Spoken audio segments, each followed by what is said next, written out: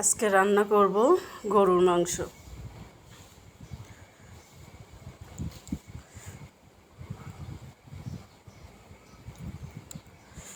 মাংসগুলো সুন্দর করে ধুয়ে নিছি। এখন এর ভিতরে সমস্ত মশলা দিয়ে দেব। পেঁয়াজ দিলাম, 2টা তেজপাতা দিছি,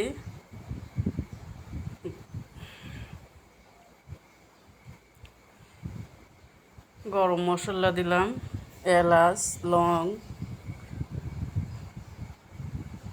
হলুদ দিলাম পরিমাণ মতো, মরিচের গুঁড়া দিব পরিমাণ মতো,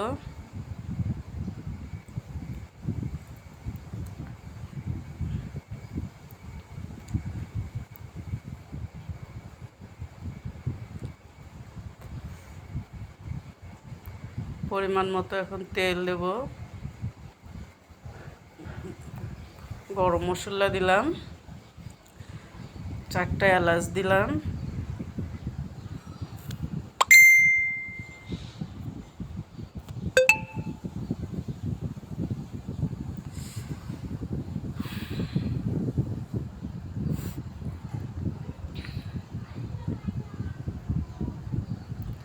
জিরা বাটা দিলাম, রসুন বাটা দিলাম,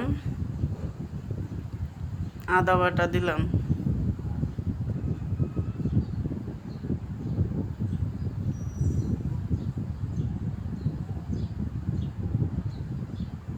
তেল দিয়ে নিলাম। এখন সমস্ত মশলাগুলো মাংসের সাথে মেখে নেব।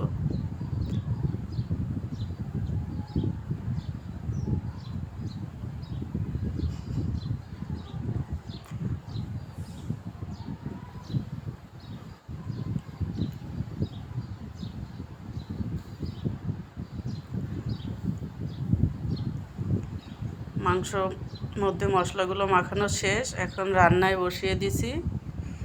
এখন 10 মিনিট কষিয়ে নেব।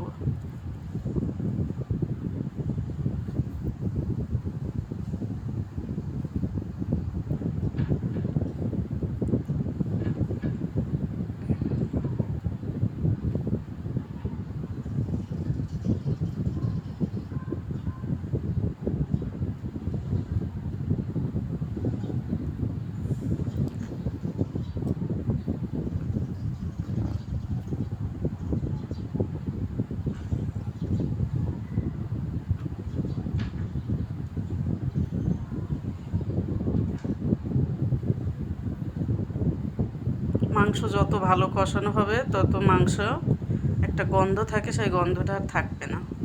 এজন্য মাংস সবসময় সুন্দর করে কষিয়ে নিতে হবে। কষিয়ে নিয়ে তারপর আপনি প্রেসার কুকারে দিয়ে শীষ দিয়ে নিতে পারেন। 10টা শীষ দিলে সুন্দরভাবে হয়ে যাবে।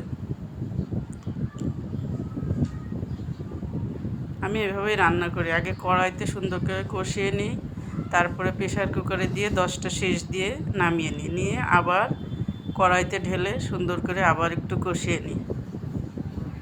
তাহলে একটু তাড়াতাড়ি রান্না হয়ে যায়।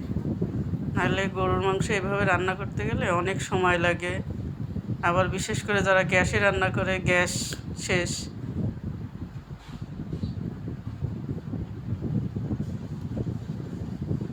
আমার মতো রান্না করে দেখেন, অল্প সময়ের মধ্যে গরুর মাংস রান্না হয়ে যাবে।